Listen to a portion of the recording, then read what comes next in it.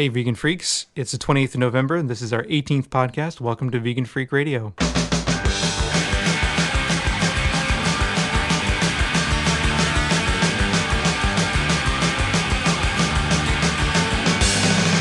When I walk into the store, they're selling chickens by the score. They're eating dead birds just ain't for me. And I don't eat roast beef or fish, and pork and pig is not my dish. Go ahead and let your chickens free. Chicken orders for Purdue, wants to keep middle chickens to you. I don't take orders from Colonel Sanders to you. And I don't want to eat no hens, not even every now and then. I just want to let all the little chickens be. Hey freaks, welcome to Vegan Freak Radio. Podcasting without pants from home, here's Bob and Jenna. Hey, Vegan Freaks. Another podcast. That's We're right. back after it seems like it's been a while, but it really hasn't. It hasn't been all that long. For you, it's only been a week because we put up our podcast last week. But for us, it seems like it's been 2 weeks. It has. It seems like it's been a long time since we've actually recorded a podcast, so we're really happy to be back into action, be back into the game, and we're looking forward to this podcast a lot. Although this podcast, I think we need to call this podcast the Email Voicemail Show. Yeah, so we're catching up on 2 weeks of email and voicemail now since we couldn't do any last week. So by the time we respond to all of those, it'll pretty much be the show. Yeah, I think so. And it's because, we've had all that voicemail and email over the couple weeks, and also we don't have a whole lot of content coming out of a week of... We had some vacation, but on top of it all, we were putting together Thanksgiving, doing all kinds of stuff like that. So we've been busy little bees this week. And then also, we had like complete fucking shitstorms on our forums the last couple of days. Yeah, people are going crazy, and I'm not sure why. The planets are misaligned. I think so. Something's That's wrong. this is my theory Yo. that occasionally just like something goes out of whack in the universe and people go nuts. Yeah, man. Don't harsh my buzz. Sorry. No, it's all good. I think my chakras are out of alignment. Maybe they are. You should Dude, go that's get them realigned. totally it. Now, I heard before that there are these people that are called energy cleansers that you can pay like thousands and thousands of dollars to, and they go into places and clean the old bad energy out. I need to get into this business. Maybe Me people too. pay me thousands of dollars to clean their energy. Tell you what, we can clean your energy over the podcast if you want. You can send us money. We'll clean your energy on the Okay. air. We'll clean it. Okay. We'll fucking keep it real clean. Like, spick and span, man. Yeah. And no animal products will be used in the cleaning of your energy. Of course not. So we got a show coming at you. A lot of voicemail, a lot of email. We're going to begin as we usually do with our shout outs, which we've got coming up. And then we've got our If You're Not Vegan Yet segment, which is always useful even for vegans, because I think a lot of vegans, we tend to forget why it is that we're vegan. I think it's important to remember why you became vegan. Hell yeah. Otherwise, So you're a healthy and happy vegan. we do want healthy, happy vegans. And what do we got next, Jenna? I don't know. I'm reading upside down. We got Well, we got could have lots of printed shout two of these fucking things. No. Then we're gonna just talk a little bit about Thanksgiving, and we have a segment that we taped with our friend Vulgar Vegan, as he's known in these parts, or in other parts of the internet, he's known as the Smoking Vegan. And we talk about his book, which is forthcoming in February. Yes, He's got a book coming out, and it's pretty funny. it is. It's a little rude, but it's funny. Well, yeah, duh. It's a Smoking Vegan. But there's a surprising edge to it, and the surprising edge is that even though it is the vulgar vegan and he is vulgar and all that, it also has this kind of sweet edge to it where he really talks about commitment and how important he believes commitment is. Oh, Isn't that sweet? that's sweet. It's not what I would have expected. Knowing him, it's what I would have expected. But if you don't know him, it's a little different, you know? Yeah. So what else we got Then going we on? got some music going on. Yeah, we got music. We're going to play for you a track from MDC, which I love. Dope foodie. Don't, Sorry. you're giving it away. Don't give away our track. Okay. That makes the baby But Jesus see, cry. then you gotta give some listener something to look forward to. Then you give them a little snip. Okay. Okay, yeah. there. See there. Okay, so Jenna now gave they you a know. little snip. The very, whatever. Let's keep moving. Okay. So then we've got our email segment after that. And in 1 week, we were fortunate enough to get 2 theme songs for our email. One came from Veghead, and the other one came from Rat and Cat in the UK. And we were like, holy shit, man. These came within like basically a day of each other. It was amazing. So I know. we're so going to lucky. use them both from now on. They are amazing themes, both of them. Yes. And I think we'll just alternate beginning and end with the different things. We've got a lot of voice emails for this week, and we'll play them both for you because they both rock Yeah. and roll. Yes. They kick ass. Yes. Then let's see, We got 3 voicemails. 3 voicemails after that, and then we're just gonna, it'll be the end of the show. We'll call it a day.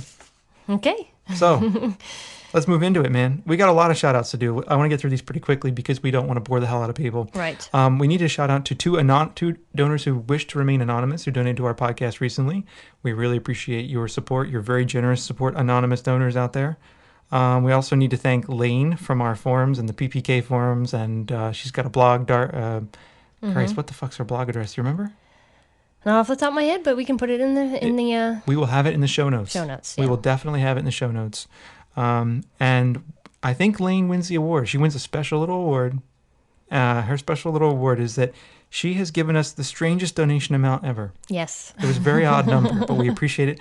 We will take any number. Yep. If you want to donate money to us, it helps to You cover can the even costs. give us your 2 cents, and it can literally be 2 cents. You really can't give us 2 cents. No, because PayPal will take it all. Yeah, okay. PayPal will charge us.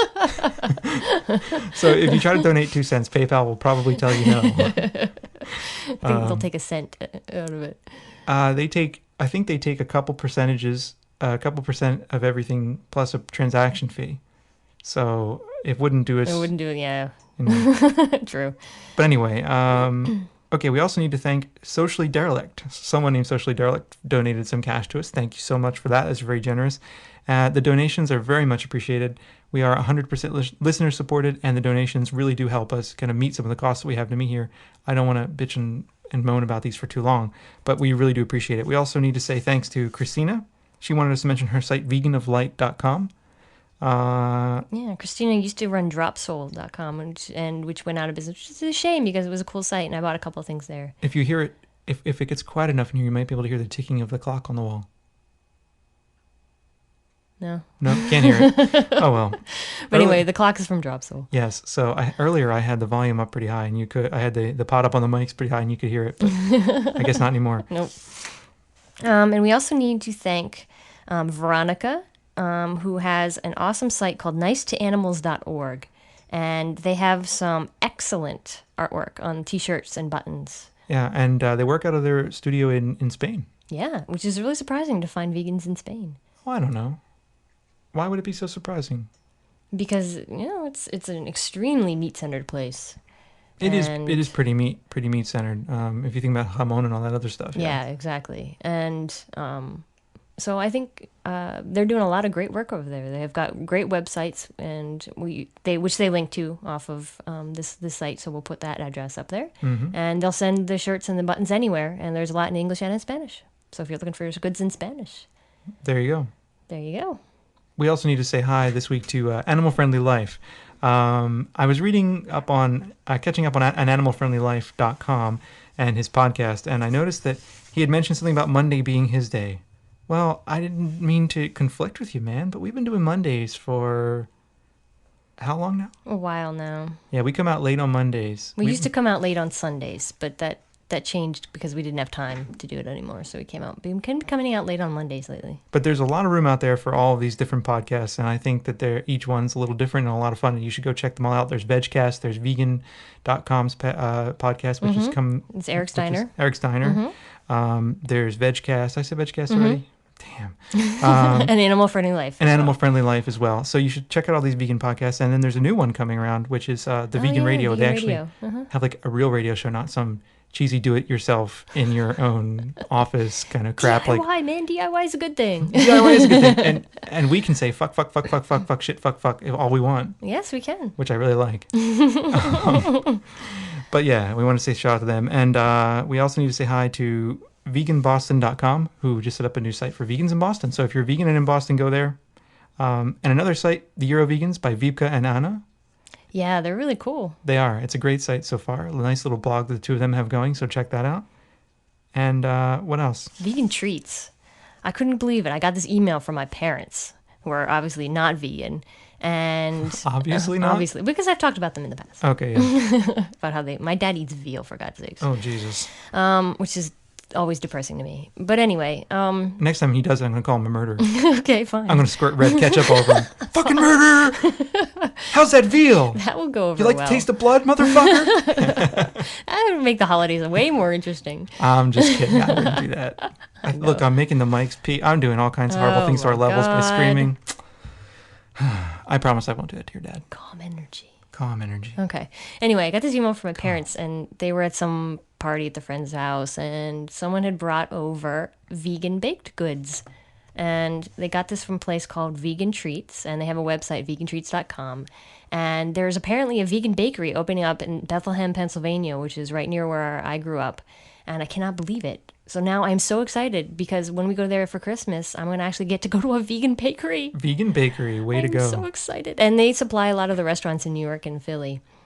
So it's kind of makes a triangle there. So it makes sense for them to actually be in Bethlehem because it's easy to reach both other places. Nice. And so they just look kick ass. They were the ones in Satya too, right on the cover? Yep, right on the cover. That carrot cake on the cover, Satya a couple issues back. That's them.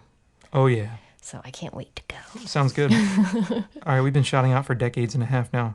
I also want to say hi out there to Colin Evolve, who is setting up a mirror for our podcast. Oh, yeah. So once we have, I haven't gotten final word from him that it's cool to announce the mirror yet, but once I get the final word from him, we will announce that mirror. And then it'd be useful for those of you who are on the other side of the world, like in Australia and shit, because I assume his server is hosted in Australia. Cool. So Might be faster then? it might be faster, and it might be a good way to kind of relieve some of the bandwidth pressure that we have. So I really appreciate him going to all the trouble to set that up. And he's got a great blog that we'll link to as well. Okay, cool. So that's it for the shout-outs, unless I'm missing anything. Nope, that's it. All right, shout-outs. We've shouted. We've shouted. We have shouted. Yes, we have. We have done the shouts. But now we need to tell you something if you're not quite vegan yet, or if you are vegan, remind you why it's a good thing that you are. Yeah, you need to be vegan if you're not. Because if you're not, we're going to come to your house, knock on your door, and be like the vegan police, man. Be like, okay, why aren't you vegan yet? No, we wouldn't do that. We can't afford to do that. Yeah, right. So, Oh, here comes the cat. hi, kitty. Oh, please don't jump up on the table. He likes to sit on the mixer He'd love and to the sit. laptop. He loves to sit on the mixer. It's very baffling, though. Oh, here Oh, he here he comes. comes. Shit, no! Oh, Cat attack! Cat decided he wanted to type. Oh, man. I was a little worried that he was going to shut the recording off because we were in the middle of recording. Kitty. Little later on, though, I got some... Speaking of the cat, it's funny that he jumps up this week because I've got cat audio this week that I Yeah, want we to play. have to give the cat equal time because the dog's always inserting himself into the podcast. This is true. So we need to give the kitty Let's see if equal I can get the time. cat... Get some cat purring into the mic here.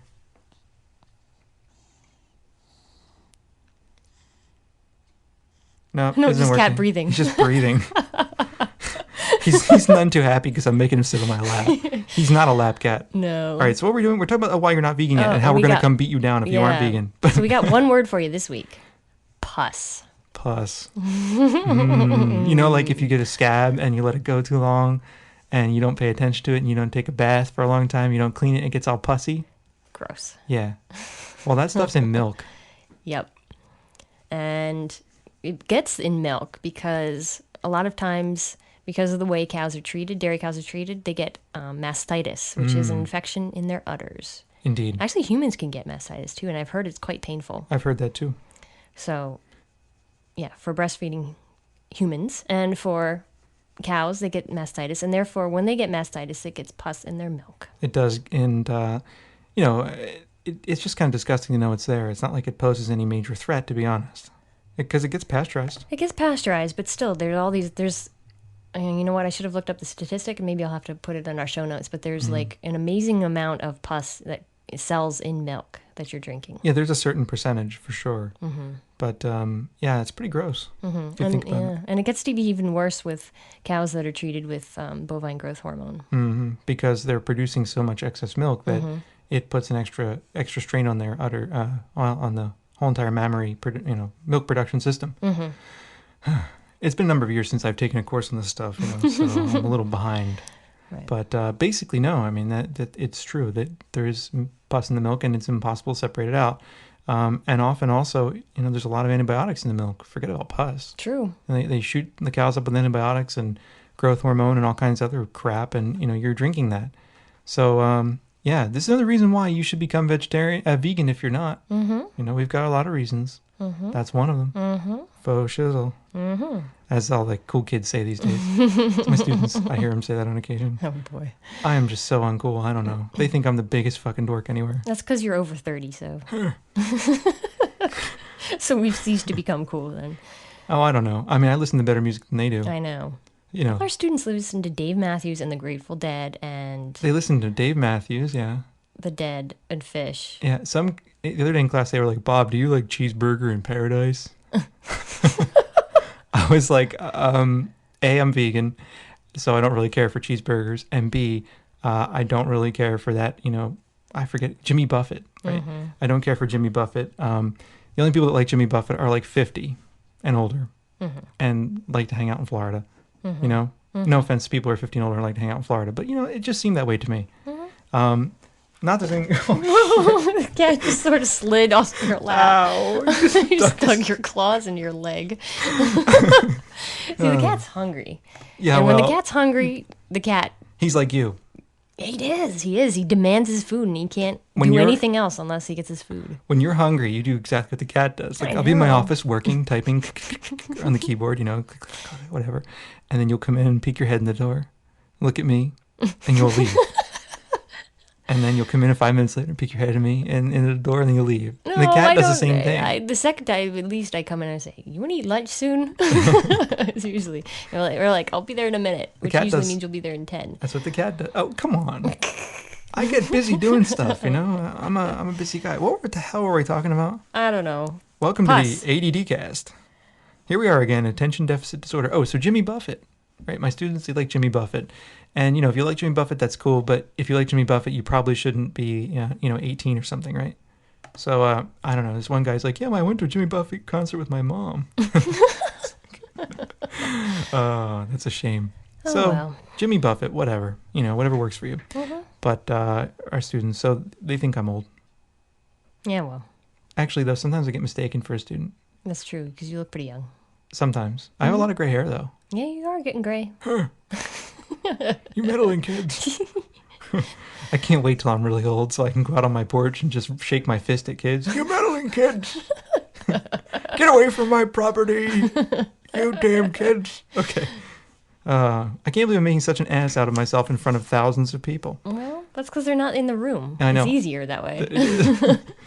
I made an ass out of myself in front of hundreds of people in Boston. This is true. So, right. So moving on, milk pus. If you're not a vegan yet, you should really think about being a vegan because there's a lot of pus in milk and it's not good for you. And It's gross. And it's gross. You know, it's just plain disgusting. And I know a lot of people are addicted to cheese, and you know, cheese is just nasty too. But when you go to take a bite of that cheese, think pus. It'll help Pus. you. Yeah, well, it could. It could really help you actually. So there are all kinds of problems, all kinds of things. My microphone is kind of sliding away. Yeah, our table's a little uneven. Yeah. So if you hear me zoning in and out, you know why. All right. So speaking of being vegan and all that, this past week was probably one of the hardest weeks anywhere for people who are vegetarian or vegan, right? Thanksgiving week. Thanksgiving, it's the carcass at the table week. And, well, not just that, but from the people on our forums, the harder part seems to be actually the people making stupid comments about turkeys. Happy Turkey Day. Yeah, the Happy Turkey Day, and then, oh, what'd you eat? You know, after Happy Turkey Day, and oh, I'm stuffed on turkey, now I'm eating turkey sandwiches and turkey soup and blah, blah, blah. I'm tired of the radio. I'm tired of hearing shit on the radio. Like Yeah. we don't have regular cable TV. I mean, I download some things from the internet. Shh, don't tell anybody.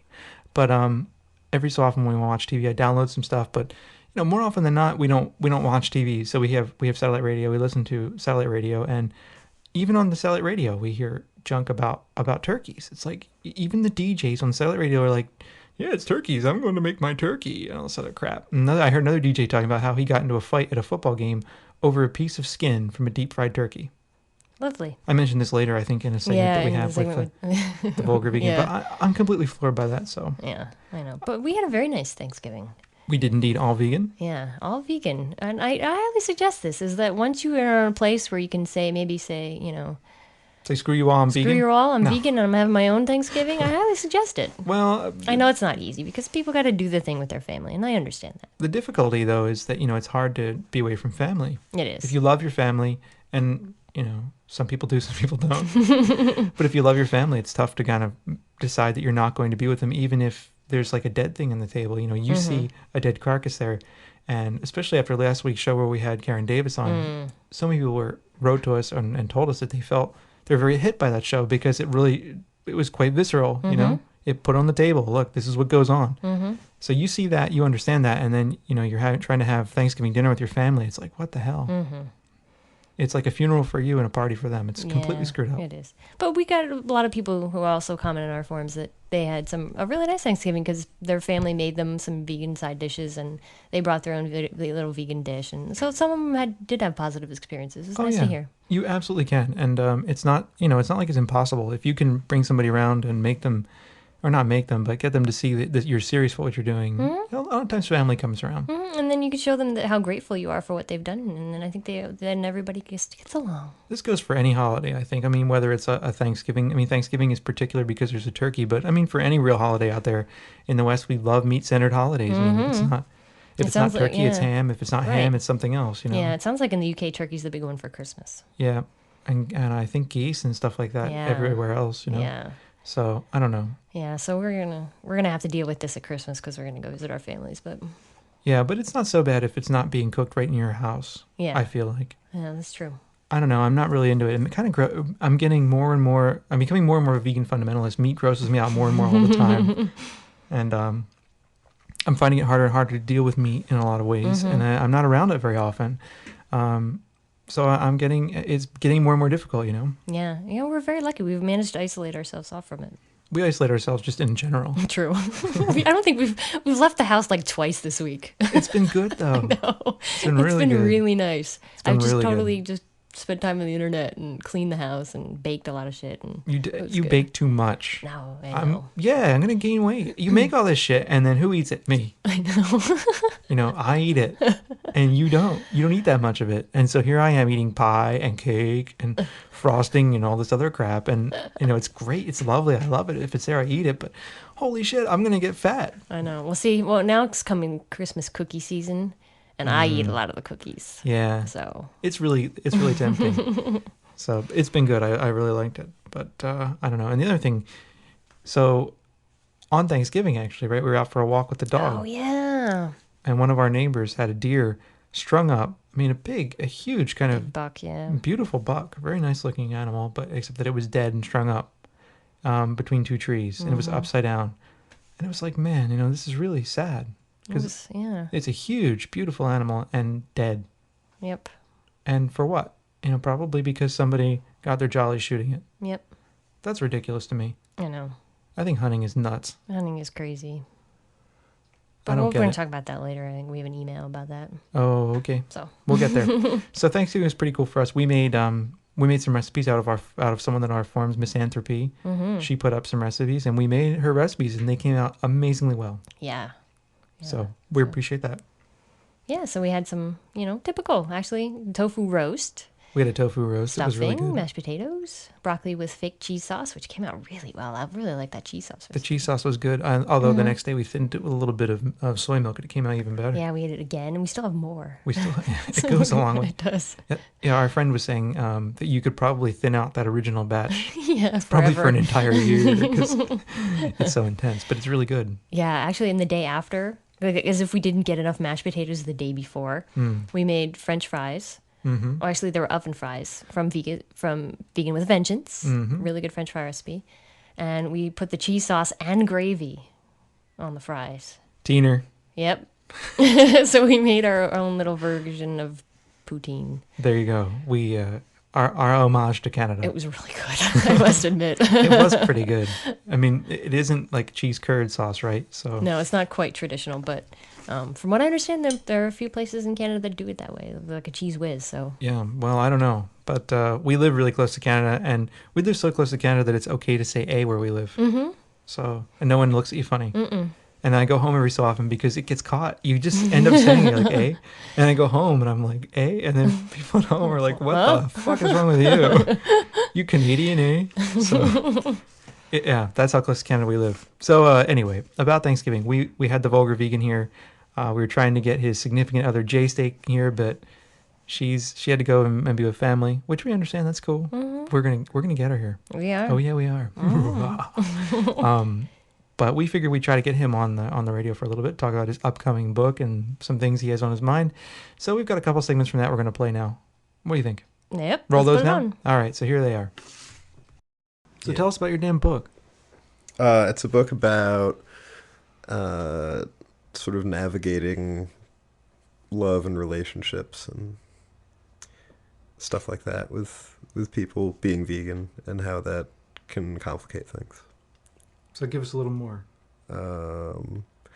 Well, when I got out of my last really long and shitty relationship, there was this sort of unpleasant reality that I thought I was facing, where when you're vegan, you can't. Well, you can. I mean, you can do a few things. You can just go out and date, right? I mean, even though dating kind of sucks, but it makes it harder, because I started thinking a lot more when I got back about, like, I wouldn't really want to be with someone that's not vegan, or that's what I thought anyway. I mean, it seemed too much of a divergence of values, I think, and not something that would work long term. So how does this relate to your book? Well, it got me thinking about how I wish there was something out there like that. That had the answers. I don't have them. I mean, the book doesn't, so don't. Sure it does. Yes, it does. It has many, many answers. It has all the answers to life's mysteries.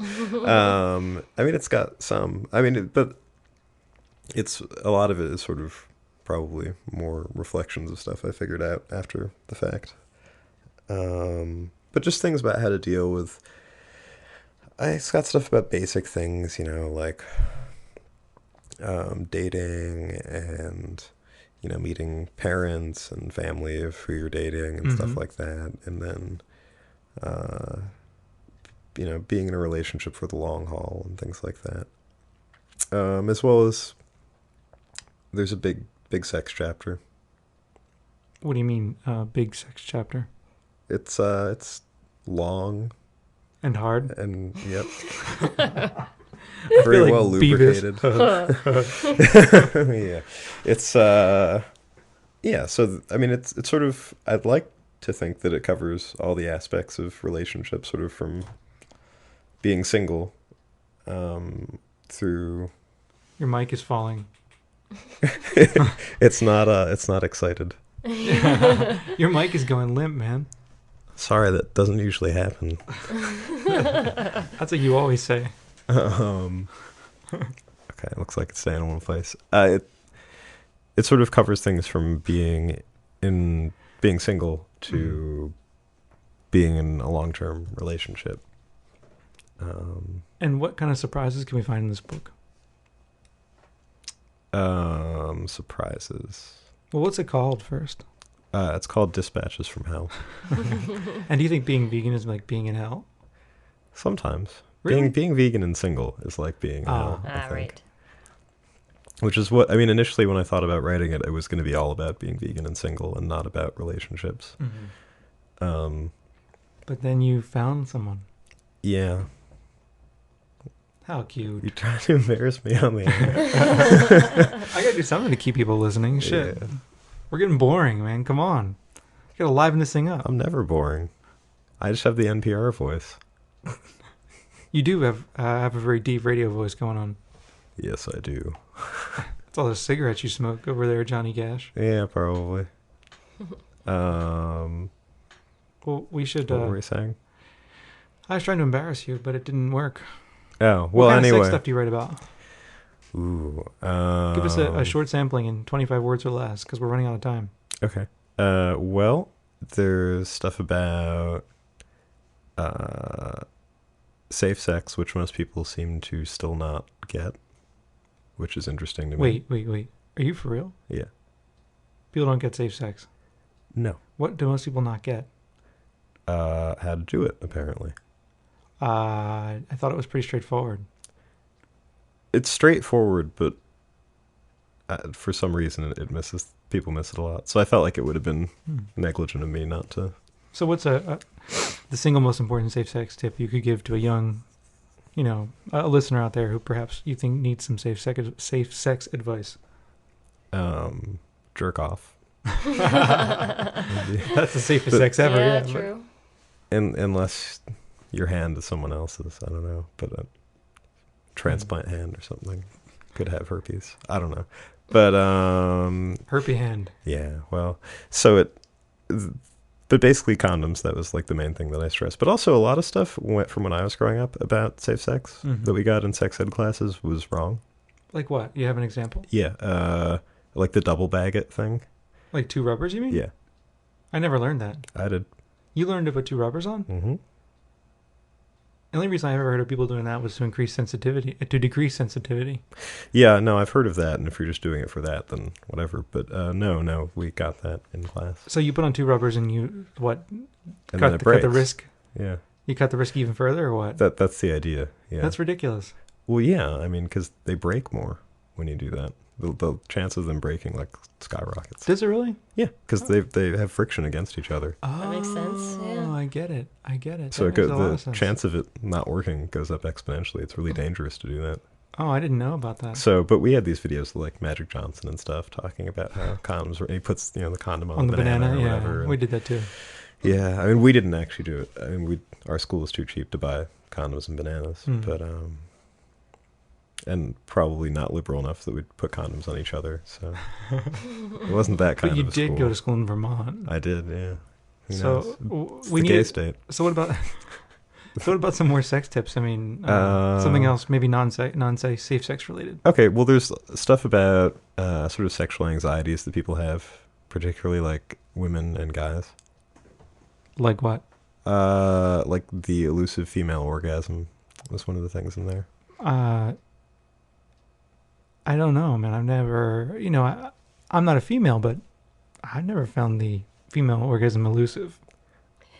I don't know if I'm comfortable talking about this in front of our listeners here. Oh, why not? Well, you don't have to. I mean, my point was just that. You get treated well. I can't argue with that.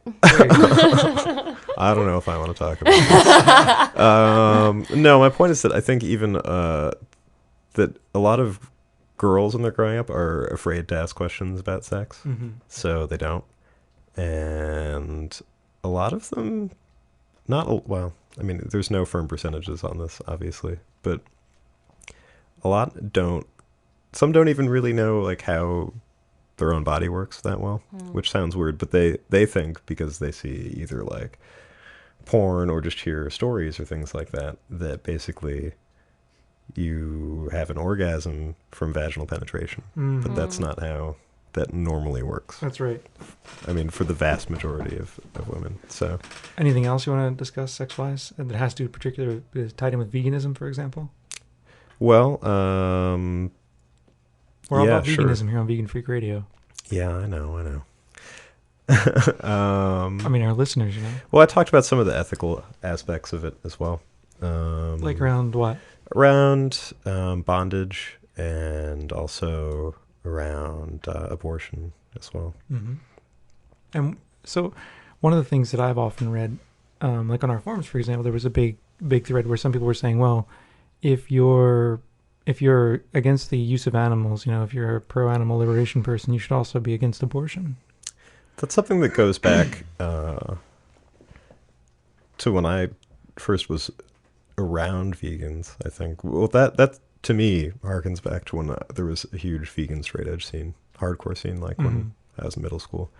And even like for those of you listening who like hardcore, Earth Crisis' first CD had some reference to abortion on it as well. I didn't know that. Yeah. They actually had a liner note on the release of the CD version of it that explained sort of what exactly they meant by that. But a lot of vegans felt like, abortion, unless it was in the case of incest or rape, that would be sort of Taking in away. violation of veganism.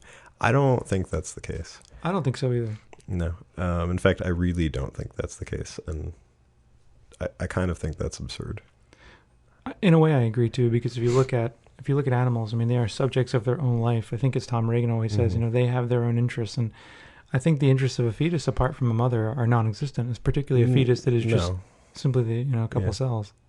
Yeah, I mean, especially the first couple trimesters. Yeah, I mean, There's very little argument. You mean the first trimester? Even the second. Really? Yeah. There's no proven consciousness in the second. True. Well, anyway, I don't want to. I mean, I'm saying I think Francione actually makes the best. Yeah, he has a good argument about it, yeah, which has to do with mostly with legal stuff. But I mean, there's no way to argue it about religious stuff. I mean, either if you're religious, and you think that life starts at conception or whatever. Well, that's when it starts. Yeah. Okay, then that's when it starts, and there's really, I mean, you can't really argue that. You can't do much about it. But I mean, then that's kind of a slippery slope, which Francione points out, which is that at that point, why doesn't life start any interest in protecting, the ovum or the sperm or things like that before they meet, things like that. And why Well, doesn't that violate, We all know that every sperm is it's sacred? Every sperm is sacred, Yeah, as Monty Python would say. yeah. So, talking about the book again, Uh-huh. you said that you have a lot of advice in there for people who are like meeting parents and things like that. Uh-huh. I do, And what kind of things should you do if you're meeting a significant other's parents? Here's a really particular question. yeah. Okay. Let's say that you have a significant other who's a non-vegan, and you're going out with her or him or whatever for a couple times, and they want to invite you over to have dinner with the parents, right? Mm-hmm. And you talked about veganism with this potential partner of yours, or this person you're going out with. Mm-hmm. How do you let them know that when you go to the parents' house for dinner, you should be eating something vegan?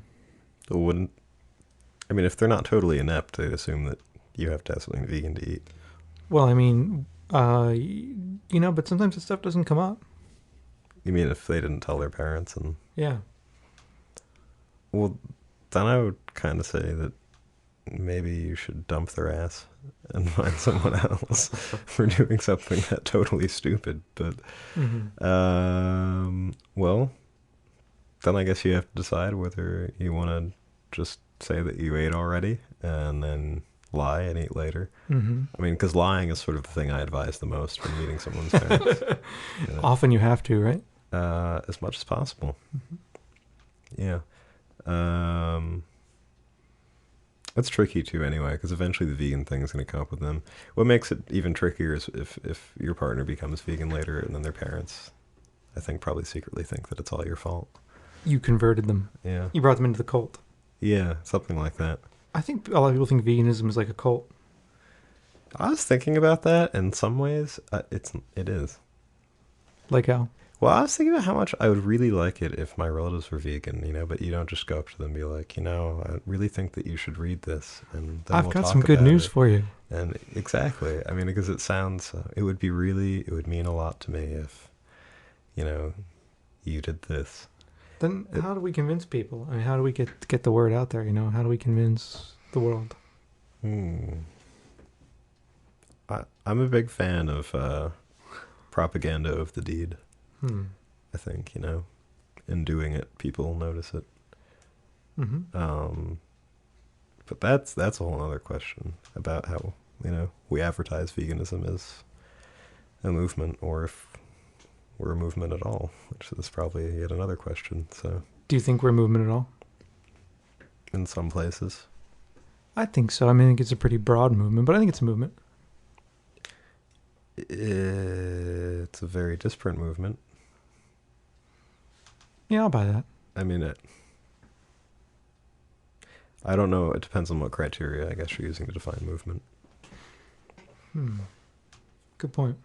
We're, the least successful movement ever if we're actually one. How is that? What have we done?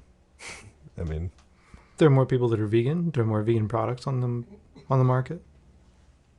Yeah, I just don't know if that constitutes... I don't know what kind of tangible impact that constitutes. It's hard to imagine exactly what, if any. You mean for animals, in terms of Yeah. the stated goals of veganism? I think it makes us feel better. Eric Marcus talks about it in terms of like a return, return on investment. And he says that if you look at the movement itself and the kind of return on the investment is fairly limited, because we've been putting in all this time, all this effort, et cetera, et cetera. And what are we getting back, Well, More animals are being killed now than ever. yeah, basically. I think, there's this saying in this other group that I'm in that if you put in modest work, that you see no results, and if you put in hard work, the most you'll ever see is modest results most of the time. So, I guess in a lot of ways I'm not expecting to see something, but I see a lot of people who are, glad about being vegan, and they talk about being vegan and stuff. I don't know if that constitutes a coherent movement in any way. I think I don't mean to get down on everyone that's vegan or anything like that. I think that if we were more organized and there was a more organized effort towards outreach, that we would maybe accomplish something. So maybe we put more effort into making more vegans in the world, and rather than to doing kind of stunty PR, legislative animal welfare stuff. Yeah. I tend to agree with people who, like Gary Francione, who says, a lot of the animal welfare stuff has only really made people feel better about eating meat. I think that's true. I think that's absolutely true. Man, it's kind of hardcore. Well, we should call it quits. Jenna looks tired. Okay, so that was our segment with the Vulgar Vegan, and like you said, he's got a book coming out on Valentine's Day. It's about vegan love and relationships and sex and all kinds of good things, and it's a funny book. It is written in pretty typical Vulgar Vegan style. Yeah. Although it's not quite as mean and nasty as his blog. No, it's not. So It's much gentler than that. yeah. So much it's, gentler. it's also kind of a spoof of like other relationship books. So Yeah, and that's coming out with Tofu Hound Press, and we've got that coming out in February, so it'll be a lot of fun to have that out. And I think it'll be an interesting book, at least for some folks out there who are vegan and single, or vegan and interested in relationships and stuff. yeah, definitely. So we'll have that coming out. All right, so that was our bit with the Vulgar Vegan. Now what? We've got music. La música caliente. Yeah. That. Yeah.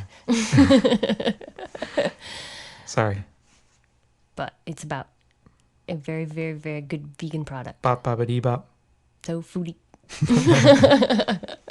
It's about tofutti indeed. So we've got this song by MDC, who Chad from Food Fight was nice enough to hook us up with their Chicken Squawk Chicken song, Squawk, yeah. which we play now as the intro for the show. But they also did this song called Tofutti, which I have been rather addicted to. Not just Tofutti, but the song itself. Yes. So here's Tofutti. Bop-a-biddy-bop-a-dop-bam-boom to the food, tofu, hold on, what do you say? Tempe, hey baby, it's crazy. To the foodie, tofu, bop-a-biddy-bop-a-dop-bam-boom. That's right, we're not shakes, we ain't got no steaks. Cold and creamy, sweet and top, sweet and Jimmy, I just can't stop. Give me a pint, make it a quart, I just can't quit. Once I start to the foodie, tofu, really tootie, tofu, to the foodie, tofu, bop-a-biddy-bop-a-dop-bam-boom.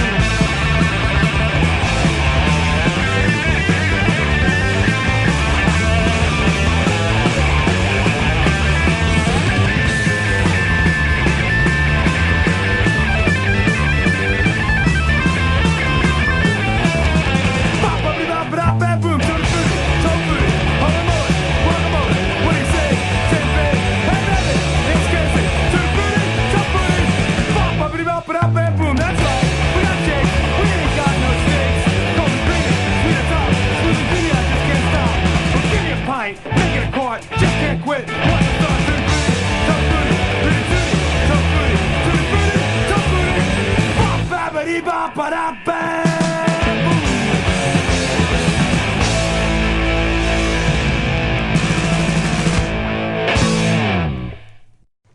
Tofutti. Come It is on. addictive. Sing it. No, Why not? because people do not want to hear me sing. Actually, this is true. Or do they want to hear you sing? Oh, God, no. I'm even worse than you. You know who's even worse than both of us? Your brother? Yes. That's exactly who I was thinking. The thing is, your brother likes to sing and sings and Oh, he whoa, loves it's to bad. sing. He loves to sing, but he sings at the top of his lungs, and it's Yes. horrible. It's really bad. It is like the most atonal thing you will ever hear. It's like more atonal than avant-garde compositions. It's horrible. It's way out there crazy. Yeah, so he can't. He's worse than both of us put together. Wow, that's impressive. Yeah, he really is. Although he also does little dances that are funny too. They're cute. So, It's true. and my brother isn't like 5 or 6. My brother's He's 22 now. yeah, he's 22 now. 22. Yeah. My brother's 22. Quite different than I am. Not a vegetarian. No, in fact, he's on Atkins for a he while. was on Atkins for a while. Yeah, I don't know. He's cool though. I love my brother to death. Yeah, he's an awesome guy. So, all right, where else? What are we doing now? Email. Email. So we've got new email theme songs. I think we'll play Veghead's thing first because it's Okay. more appropriate Okay. for kind of looking through the emails. So here. Okay. So here. Yeah, really. Yeah. This is what happens when you trip over all your words. You've got mail. Okay, let's see here. Cialis? No, don't need that. Bigger bust size? No. Free iPod? Oh, might do that. Oh, are you pleasing your woman? Well, you better ask her. Oh, well, what's this? Vegan freak email? Vegan freak email. Yes. Okay, so we're going to begin now with, we're going to go through our emails here. We've got one from Jeff Peterson, and he says I cannot possibly thank the both of you enough. Great blog. I've been reading it for a bit. Finally took the plunge and bought your book. That's good. You all should buy our book. And speaking of books, actually, while we're on the topic of books, Okay. you should also buy Eric Marcus's book because Yes. he needs the support right now. Right now. And he's doing a lot of really important things for the vegan community. And we would like to encourage you all to go out and get his book. We're going to get him on the show in a couple weeks. But for now, suffice to say, if you want to know the whole story, go listen to one of his most recent podcasts and you'll find out. But he needs the support. And so it's important that you go and buy Eric Marcus's book. It's a good gift for the holidays, just like our book. It is. And if you can go and especially go to maybe a Barnes & Noble and Borders. Yeah, if for they're his in book. For his book. For Yeah. our book, you can come to our website. Yeah. But for his book, go there and order it if you have to, or some of the Borders might have it. So go ask for it. Yeah, absolutely. It's best to buy it from one of those places. For Eric Marcus's book, for us, the best place to buy it's from us. But you can also get it from Amazon. Anyway, what I want to say is, so we're back to Jeff Peterson's email. So he says, now the podcast too. He likes the podcast. And he says, as a small town, somewhat lonely vegan, Northwest Pennsylvania is completely vegan hell. And being from Pennsylvania, I can totally believe that. It's great to have the resources you two have put out. It's been a big help, as I just made the switch from vegan to vegetarian a few months ago. Still learning. And that's what we're here for. We're here to help you out. And we've got all kinds of resources, on the web and other stuff to help. So we're really, we're happy to help out. And we hope that we are giving you input, giving you some information to help you out. If you think of anything, if anyone out there can think of anything to help out some vegans who are out there in kind of rural areas or stuck in the middle of nowhere with no friend, not no friends, but no vegan friends. Yeah. That's kind of situation we're in a sense, but I think it'd be worse for some other places. Definitely. I mean, we're lucky enough to have a co-op, and I remember looking at the co-op directory for Pennsylvania, and there were like 2. So Yeah, Pennsylvania's and they're tough. certainly not in Northwest Pennsylvania, so it is tough, definitely. There are a lot in New York, so we're quite lucky. I guess if you're Northwest Pennsylvania, you go to New York, Yeah, pretty much. or I guess you go to Canada, Yeah, I guess it's not that far. Yeah, right? It wouldn't be all that far, would it? no, not too bad. I mean, isn't there like a lake in the way? Yeah, but You go around the lake. yeah, right. Yeah. Okay, so that's we just want to say thanks to Jeff for the really kind words, and you should know that we're here and we deal with being vegans in the middle of nowhere, and if we can do it, well, I don't know. The Anybody should be internet able- is your friend. the internets. Oh, sorry. That's Yes, what George that's Bush right. calls them. Yes, so that must be so. Internets are your friends. Right. Okay. Okay. Next email is from Renee. She wants to know where that Verado guy got the finger from. You should have asked him. We should have. Somebody obviously had to lose a finger so he could eat it. Weird. Yeah, that is true. I'm not sure where he got it from, or where his friend had it from. His friend had it oddly enough in his wallet, as he talked about. Beef jerky kind of thing. Maybe we should get Verado and ask him. Maybe. I could email him. I do know that, I've read about like cannibal type tribes in Papua New Guinea and that area of the world.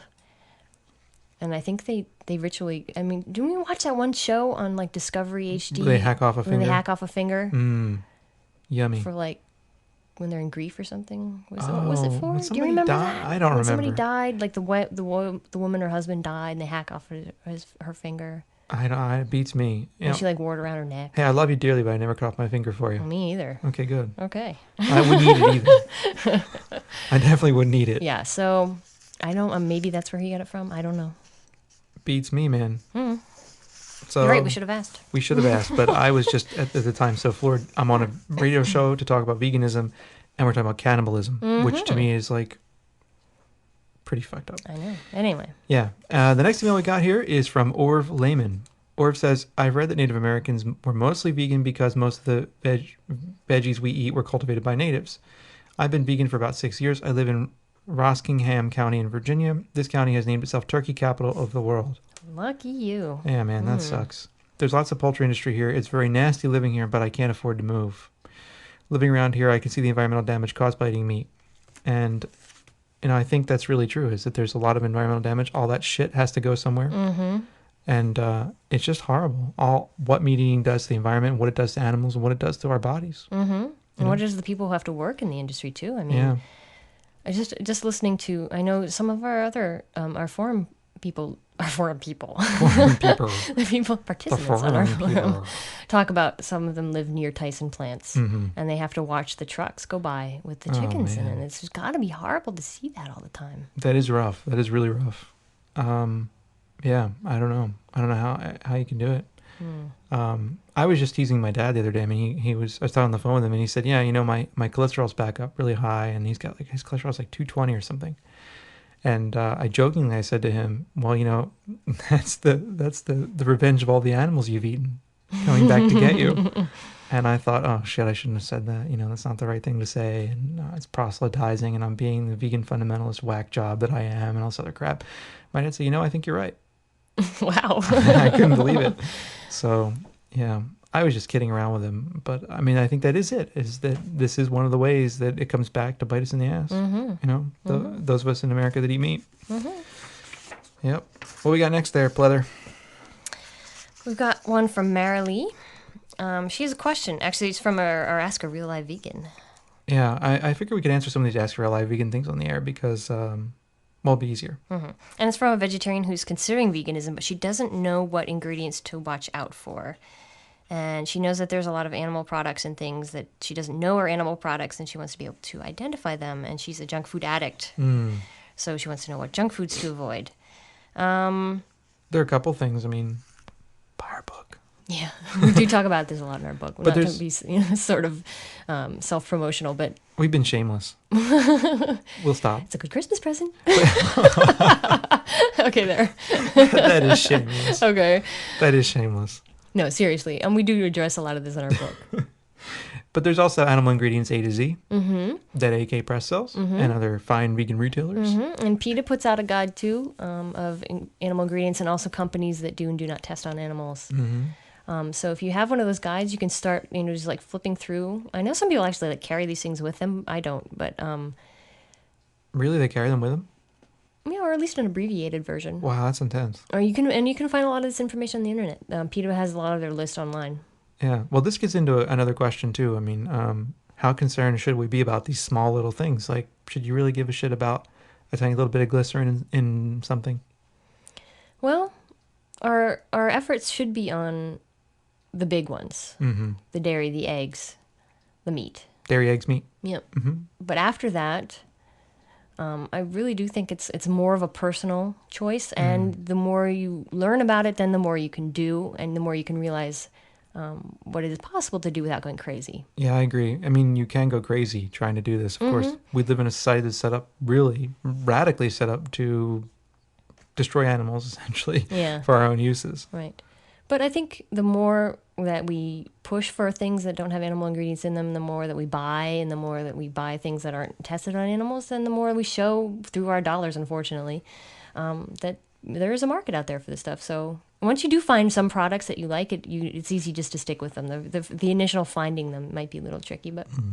Well, this is actually a little too in-depth to answer the whole thing on the air, right? I mean, it's a little complex, but I would recommend Animal Ingredients A to Z. Other websites you can search through. We've got tons of stuff on our site, and there are tons of other sites out there that can give you info on this. Yeah. So. Yeah. Yeah. And as for junk food to watch out for, you gotta read the ingredients on potato chips. Potato chips are dodgy. They can be really dodgy. I mean, like... I wanted to eat some salt and vinegar potato chips the other day. They have milk in them. Yeah, they do. It's really annoying. Yep. That's So really annoying. I had to pick a different kind.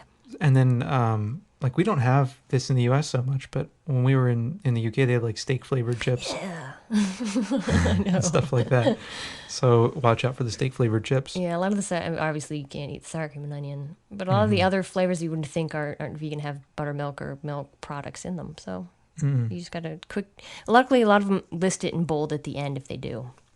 They tend to. Yep. The warning contains milk Some do. ingredients. Some don't. Yeah. And that's The in the major U.S. I have no brands. idea, though, if it's like that in Europe or everywhere else or not. I don't know.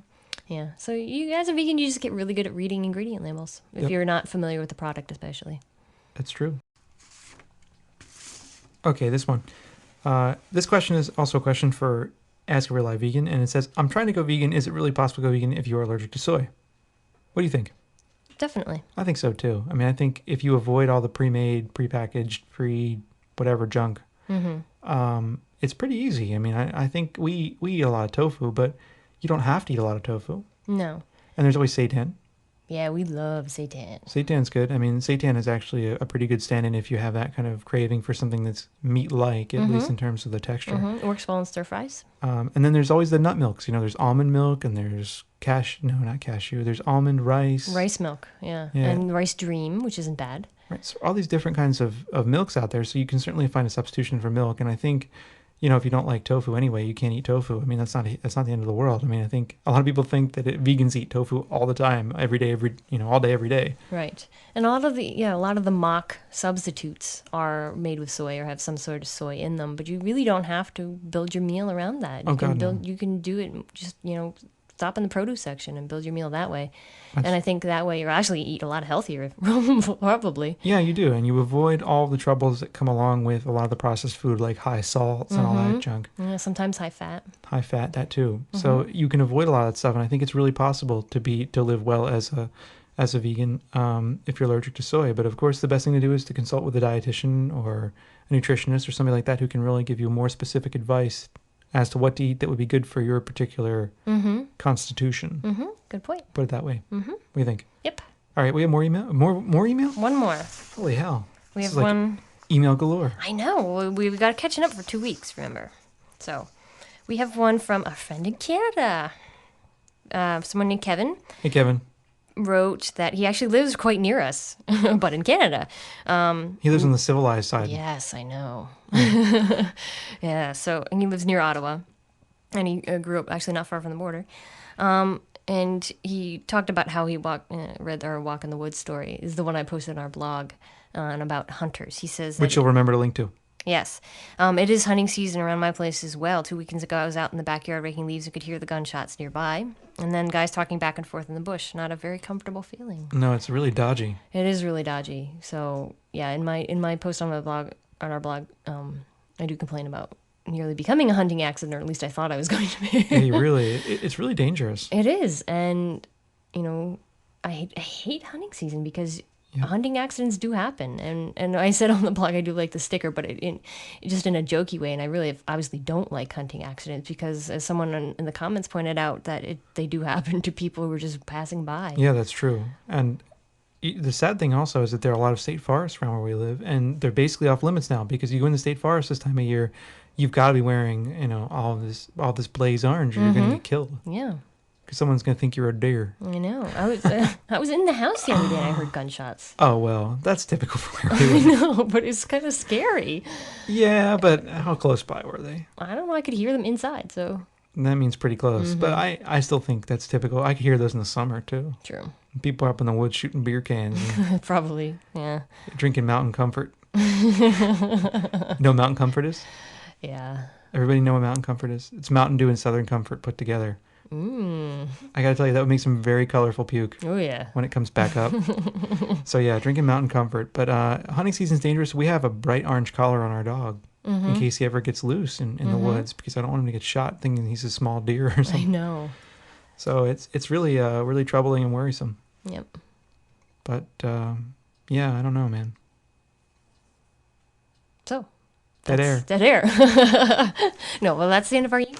Okay, So that so means we get to play our next email theme song. yeah, the email theme song. We're gonna have to alternate week to week, I think, or something. We'll have to figure out some way. Yeah. They're both kick ass, but this one is from Rat and Cat. Rat does the they both do the vocals. It's obvious who does which, right? I mean, and it's great. So here it is. You gotta listen to this theme. It's rock and roll, man.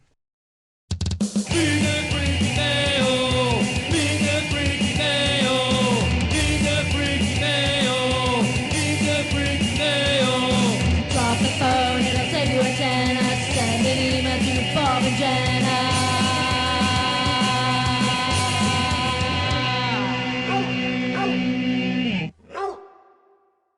Okay, so that was it. Now we've got another theme song. We're all about theme songs here. We are. It's because we have awesome listeners We who have to write stop- us theme songs. We have to stop talking into and out of our theme songs, though. That's probably bad radio. Well, until we get it set up a little bit better, we will have to do that. Well, I mean, we could just play them. Okay, let's just play it then. Time once again for some vegan freak voicemail. Maybe we'll hear from a hot chick. Or a choice male. Callers make us happy and help us keep our sanity, even if all they wanna do is fucking complain about the shitload of profanity. So we've got some voicemails this week. 3 voicemails to deal with. One of which we have to cut down. For the future, we don't mind long voicemails all the time, but sometimes we could use shorter ones, like under 2 minutes is useful, you know? But, okay, so who's the first one we got? We got Sarah, who's calling from Oswego, New York. Oswego, not far away. Not far away. Hi, Bob and Jenna. This is Sarah from Oswego, New York.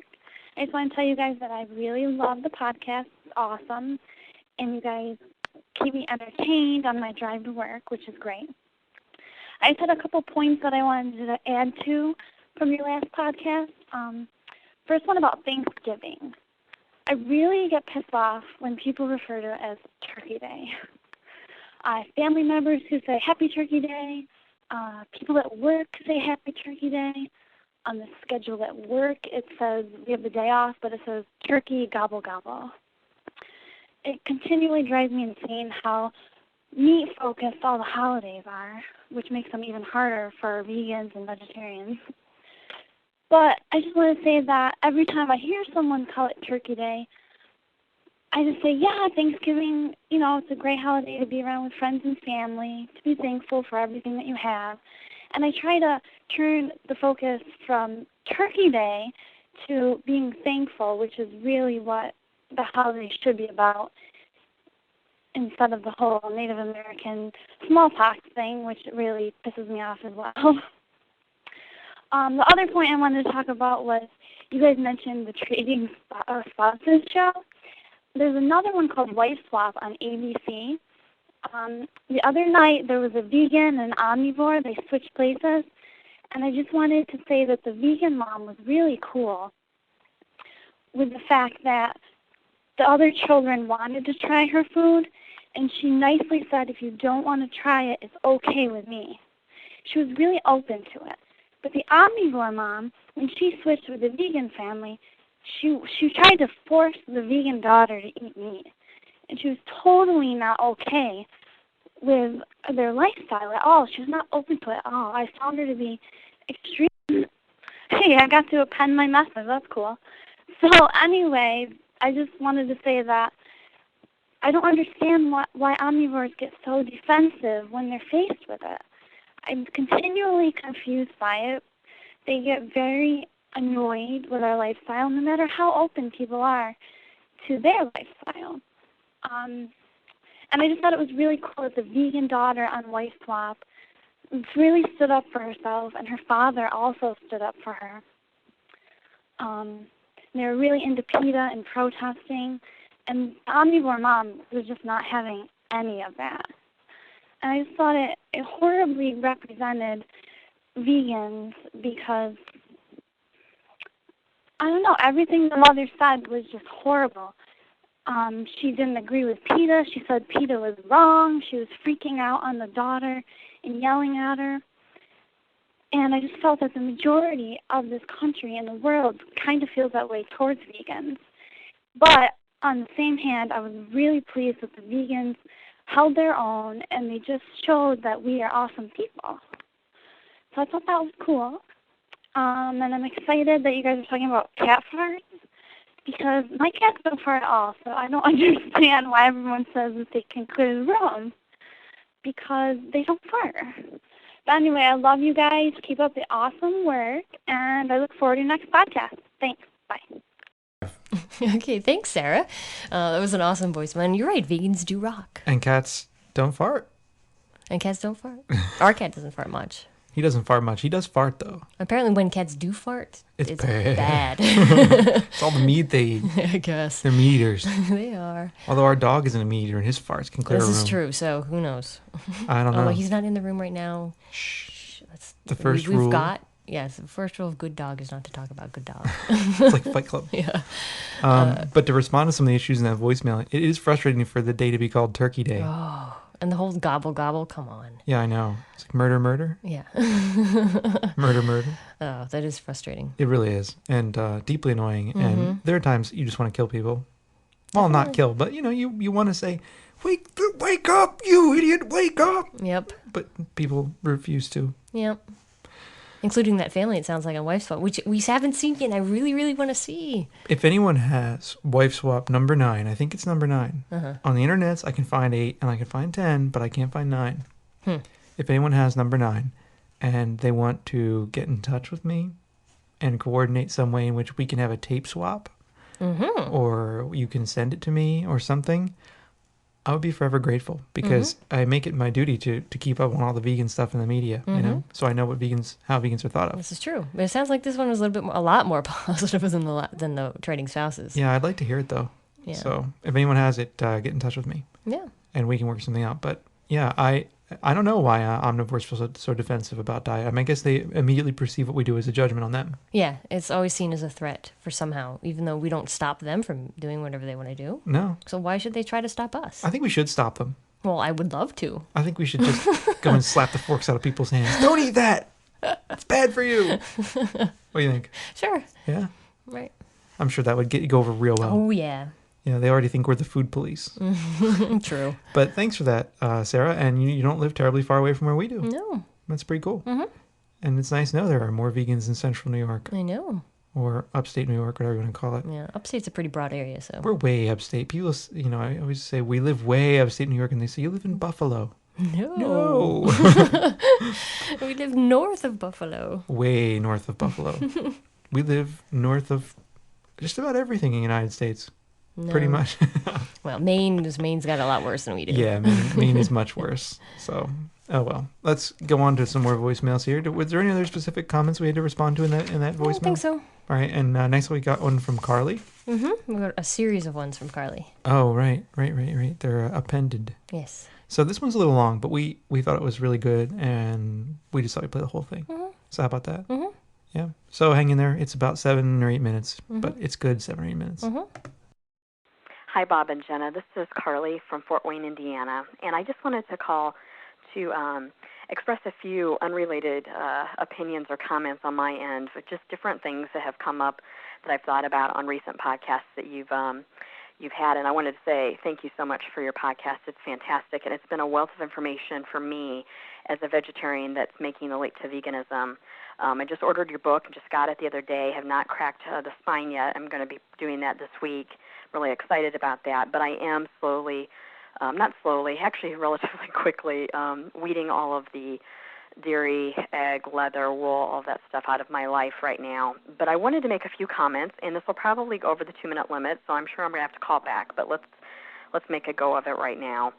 My first comment to you is actually on the vivisection issue, particularly in comment to the podcast on October 10th in regards to the note that Steve had sent you on his kind of quandary or conundrum on being a scientist and having to experiment on rodents. I'm going to give you my little ratty freak quality of myself, because I own rats as pets. I have 4 of them right now, and 1 just recently passed away, so I had 5.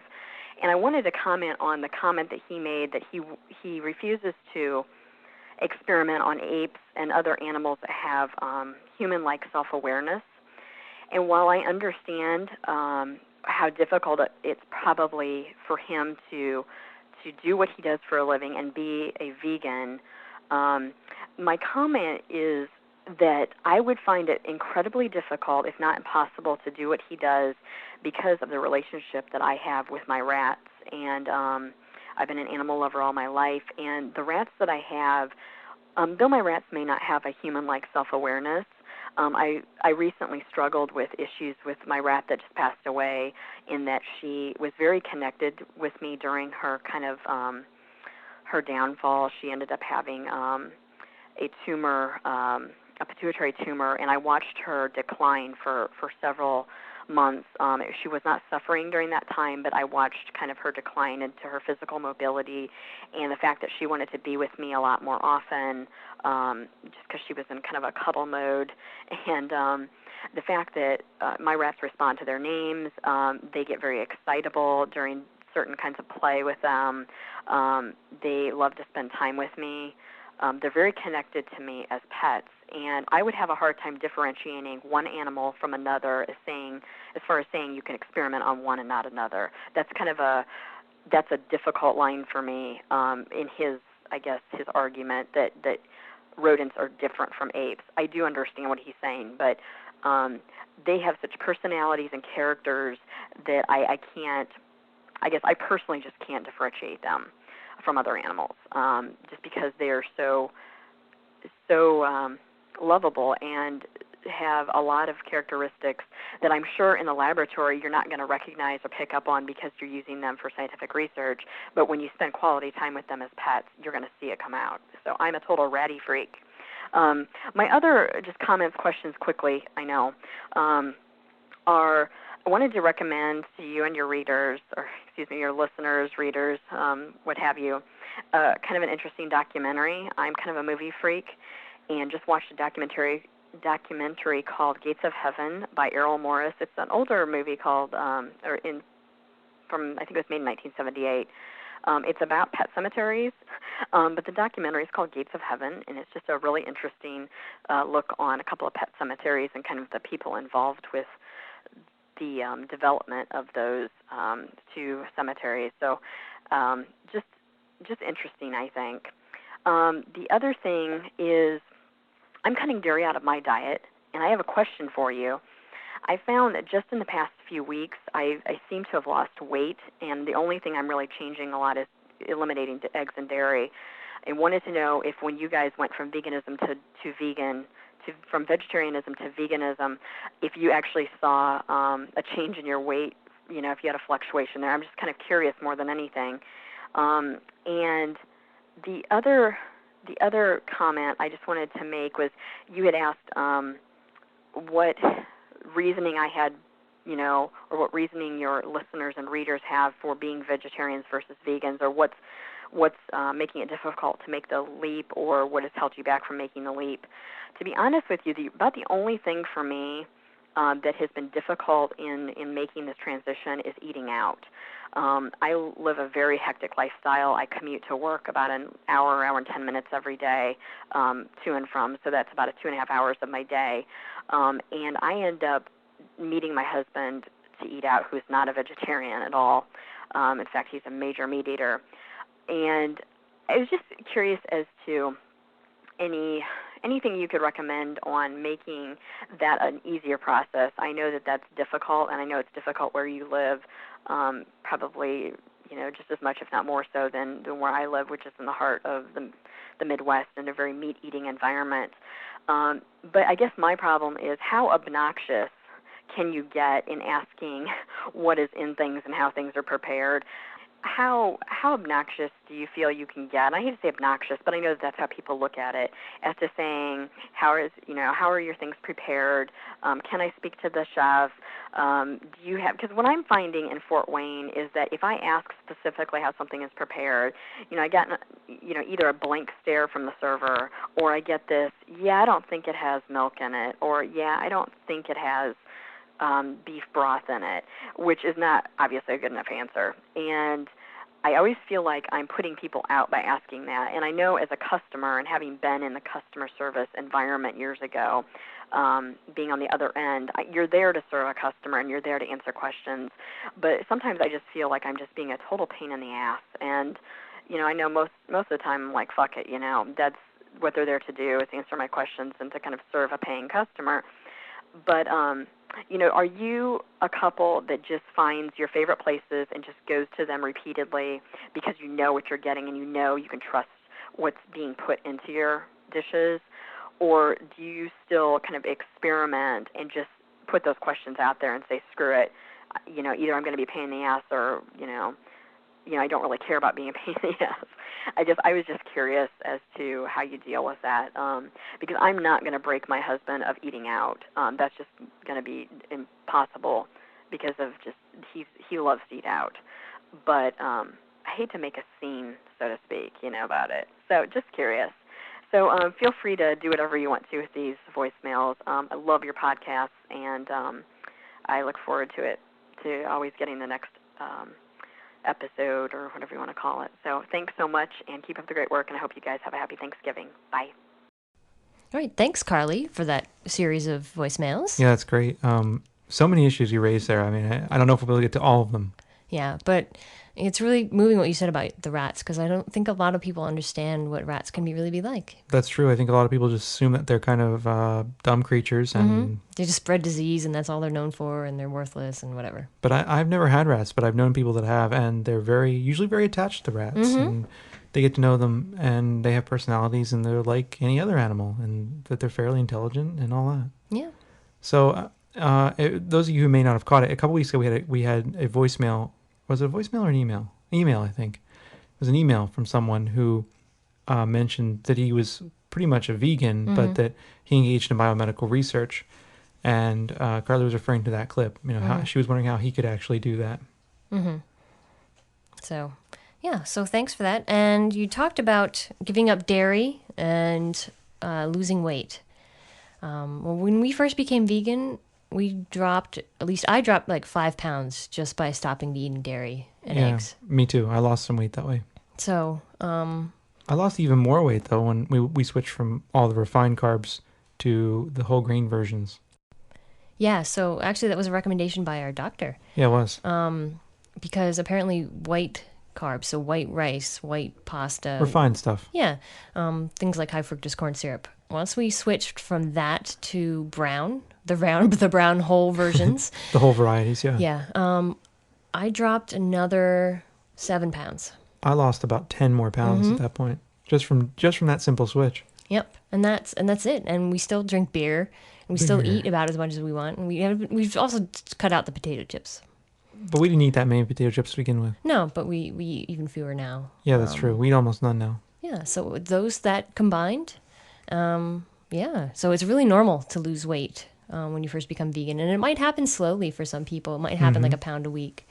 But that's the way you're supposed to lose it, apparently. And then the other question about how far can you go, how rude can you be at restaurants? I think you can go pretty far, actually. Yeah, like you said, the customer is there that's paying for the service. I mean, in the U.S., we're supposedly a customer-oriented society. Yeah, I mean, that's true. You're there paying for it, and you deserve to know what's in your food. But on the other hand, I mean, I think you do get a lot of the servers who are ready to kind of like dismiss you out of hand. Definitely. Because they see it as a pain in the ass. But I don't think vegans need to see it as a pain in the ass. You're just trying to figure out what's in your food. Yeah. And it's really important for you. And if, like we even recommend in our book, if you have to say you're allergic to milk or dairy or eggs or whatever, or even meat, then that might work if the person's giving you a hard time. I think it works. Yeah. And dairy allergy is not uncommon. So we're telling you to lie. You should lie. Well, but I mean, it depends on the situation. Some people are going to be a lot more receptive. And, that's true. You should really thank them afterwards. I think it's really important. It is. And if you do get really good service somewhere, it helps to write a letter afterwards to the establishment saying, I came to your restaurant the other night. I really appreciate the extent that you went to help me out. And I know my friends will appreciate knowing about it as well. And that will help kind of solidify that feeling among the staff that it counts for something. Right. So I think when going out, it's important to still, keep being vegan. Go to, you asked, about what we do in restaurants. We do find our favorite places and continue to go there if we go out at all. We live in a rural area and there aren't many choices for us, period. And we just don't want to spend the money and the time to go out and eat bad food. So we just tend to eat at home a lot. Yeah, we can cook at home pretty well, but we would go out to eat more if we lived in a bigger area. We definitely would, yeah. So I think either find restaurants where you know that you can find something, one or two things that are vegan, or maybe talk your husband into going out for Chinese or something once in a while where you have an easier time finding something that's vegan. I mean, most places you can get vegan pasta. I mean, at the end of the day, right, you can get spaghetti with tomato sauce. Yeah. And that's vegan in a lot of places. That's true. And if you go to the same place a lot, too, you can also ask them to make you something that's not on the menu. That's true, too. If it's a smaller kind of mom and pop place. Yeah, or even if you don't go there a lot, you can ask them, like, look, can the chef make me something? And a lot of times they will. I forget what restaurant I heard. There's a restaurant at one of the U.S. chain restaurants, because I didn't pay much attention to it because we don't go to these, but one of the U.S. chain restaurants supposedly will make you pretty much any combination of anything they have in the kitchen. Cool. So, like, if you go into this restaurant, it might be Fridays. It's one of those chains Really? like that, yeah. That's surprising. Yeah, they have this, like, the customer's right kind of thing. And supposedly if you go in and they have it in the kitchen and you ask them to prepare it in a certain way, they have to prepare it that way as a company policy. So if you go into one of these restaurants and you say, I want stir-fried broccoli with soy sauce or something, dumb like that, they have to prepare it for you that way. Yeah. And I forget what restaurant that is. If anyone knows, let us know. Yeah. But there is one like that. Yeah. And you said you have a hectic lifestyle, and you said your husband likes to go out to eat, but once in a while you may want to try, we do this for lunches a lot, just cooking on the weekend and putting it away and then heating it up. And for lunch, you mean? Yeah, for lunch or for dinner even. You That's can cook true. a dinner on the weekend and then just put it away and then heat it up. That's true too. Yeah, well, so all kinds of options. What other things were in that voicemail we need to I think that's it. That's it? Yep. All right, and the next voicemail we have is from Mike. Mike was on a couple weeks ago. Remember Mike? Yep. He was the matzo ball guy. Yeah. Mike, in post-production of the show, Mike had the loudest entire... His audio was the peak of the entire show. So I spent some time trying to fix that peak. Right. Because Mike got really excited and said, it sucked! He screamed, sucked. So Mike's back this week with an interesting question, one that is sure to start a holy war, sure to kind of divide the vegan community yet again. And Mike's entire thing is about, I hesitate It's even like to say 9 it. minutes long, but we can't play the whole thing. No, we really can't play the whole thing, even though he has a complex theory in there about bees. Yes. But I think the complex theory about bees, we could probably sum up. So we're going to play for you a clip out of Mike's email, and I want to warn you in advance, this brings up a very controversial subject among vegans. One that always starts a fight. We're going to have to talk about it eventually, I guess. And that thing is? Honey. Hey, vegan freaks, it's Mike. I'm famous now because my voicemail has been on your radio show. It's great. This is the happiest I've ever been. My voicemails are on your show. Anyway, I was thinking about a very serious issue here, and I figured I'd call you guys and try to discuss it. Here's the big question for me.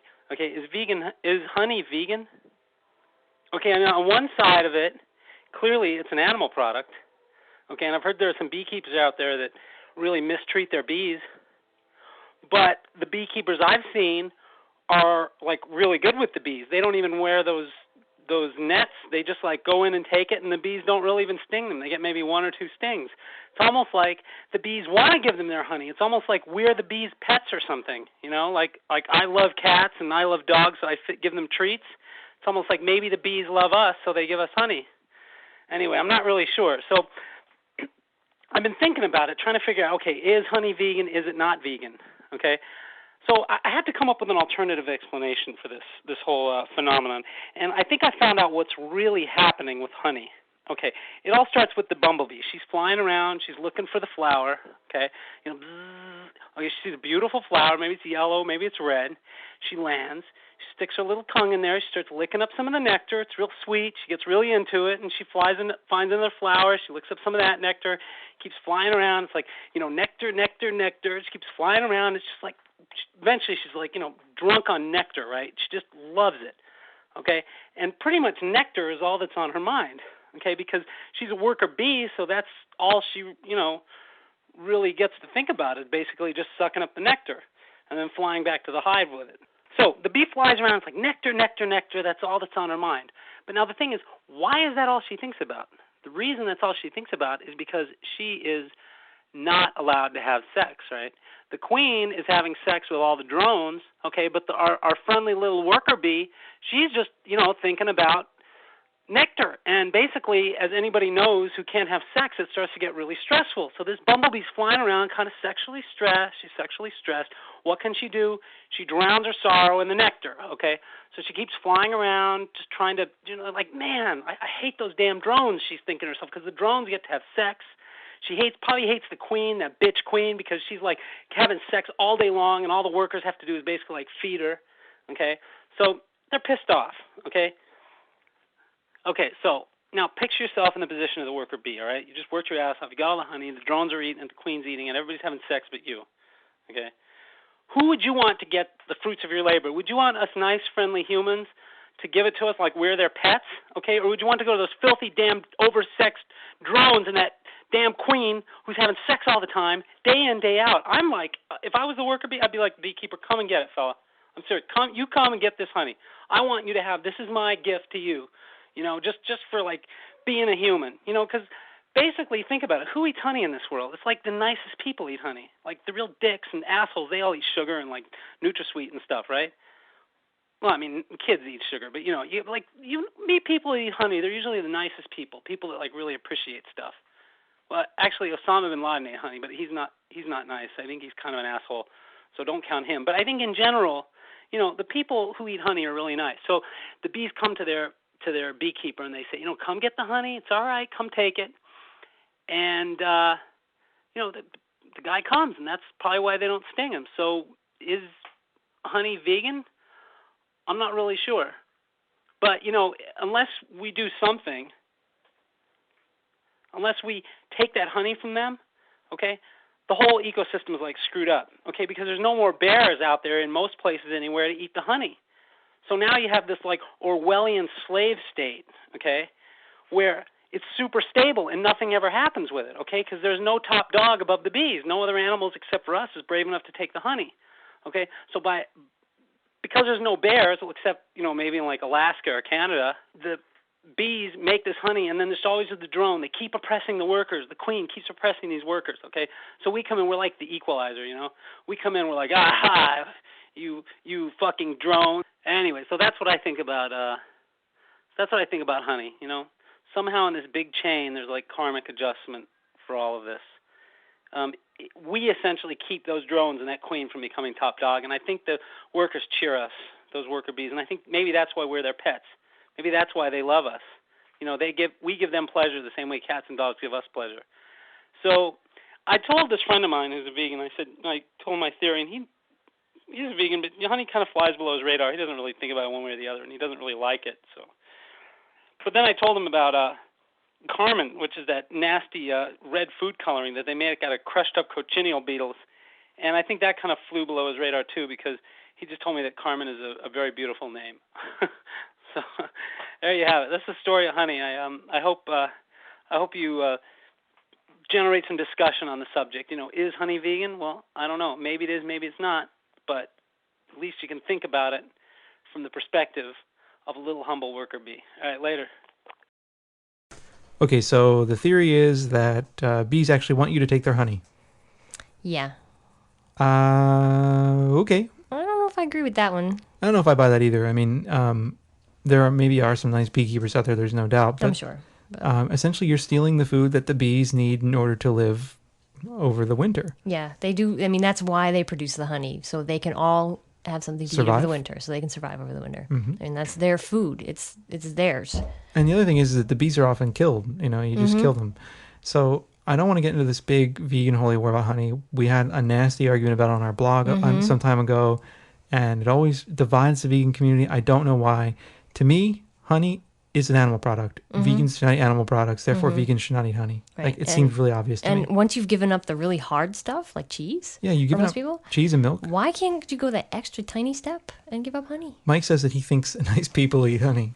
I just think it's not that hard to give up honey. No. And even if you don't believe that animals are sentient, not animals, even if you don't believe that insects are sentient, even if you don't believe that insects matter that much, whatever, even if you want to argue with me that we kill 1 million insects every time we eat a pound of tofu, whatever you want to argue, the thing is that how hard is it to avoid honey? It's not that hard. So therefore, why not err on the side of caution and just avoid the shit? Yeah. And to me, that's what it's about. And I know that there are arguments out there. I know that Dr. Greger has an argument that we should not even think about honey, that we shouldn't mention honey. And I mostly agree that when we're talking to non-vegans about honey shouldn't come up. Honey should not be a thing that even enters the picture. And it usually doesn't. And it usually does not. But for some reason, there are vegans out there who enjoy eating honey and want to defend it at all costs and create these logical kind of conclusions to keep continuing eating honey and putting honey in their tea and all this other shit. And I want to say to you, listen, there's goddamn agave nectar, there's some kind of rice syrup, there's 8 million different things you can eat in place of honey. Yes, and they taste a lot like honey. Agave nectar and this rice syrup taste a lot like honey. Agave nectar in particular tastes a lot like honey. Really, It's they're a little more good. expensive than honey though. Yeah, but honey's not cheap either. So It's not.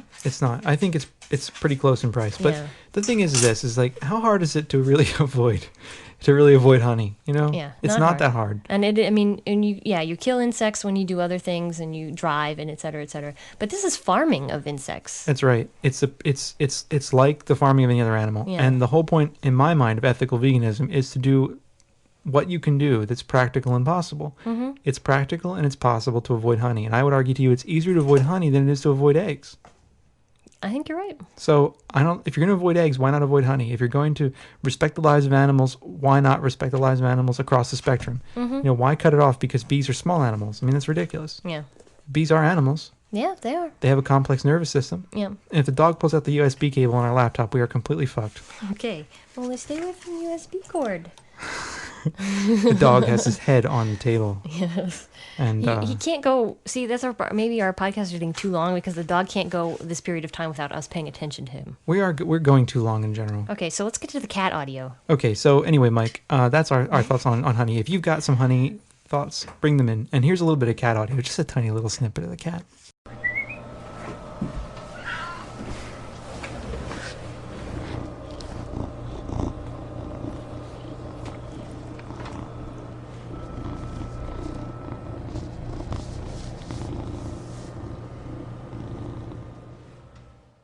Okay, so that was our kitty. Yeah, it's purring and eating. He's purring and eating. That's what he's all about, purring and eating. So, sorry for all the background noise there.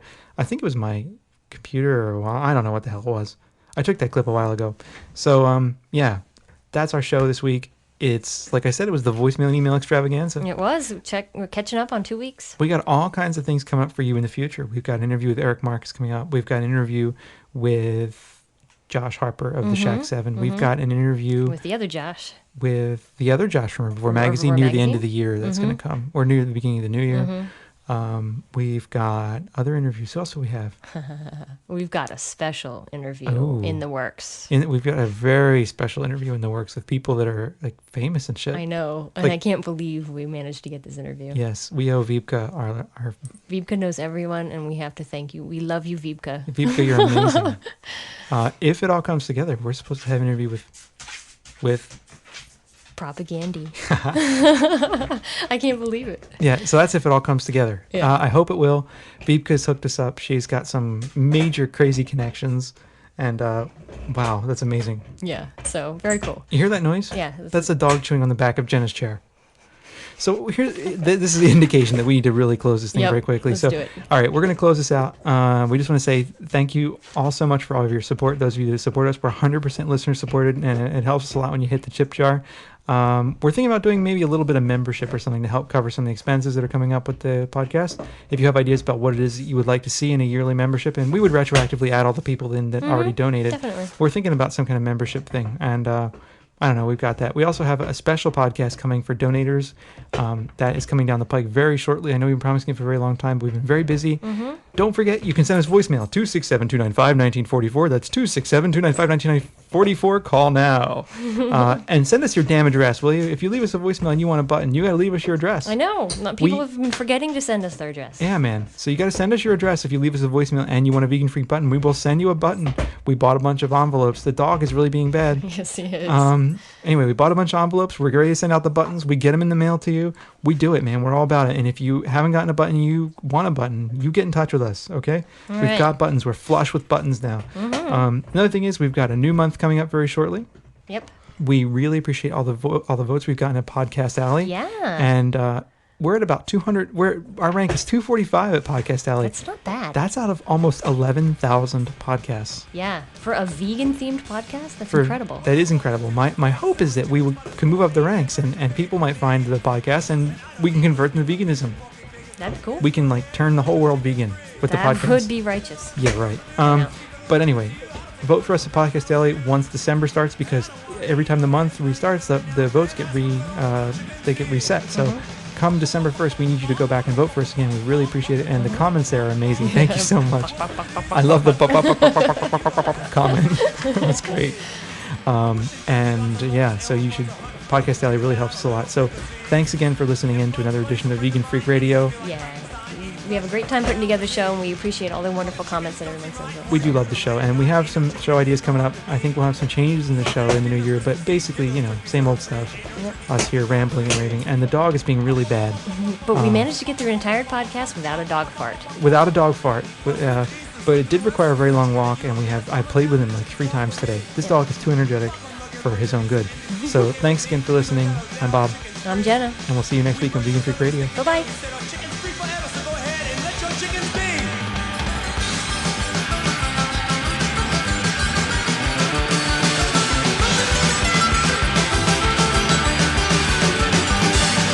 Lordy Jesus must be the end. They gotta see no bunch of friends and fans bake those little chickadees.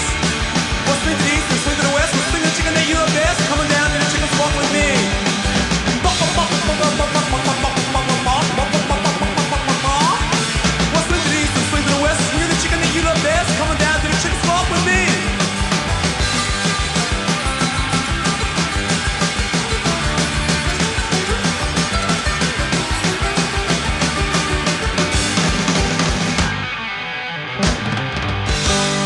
I say the smart thing to do is be just plain chicken. Yeah.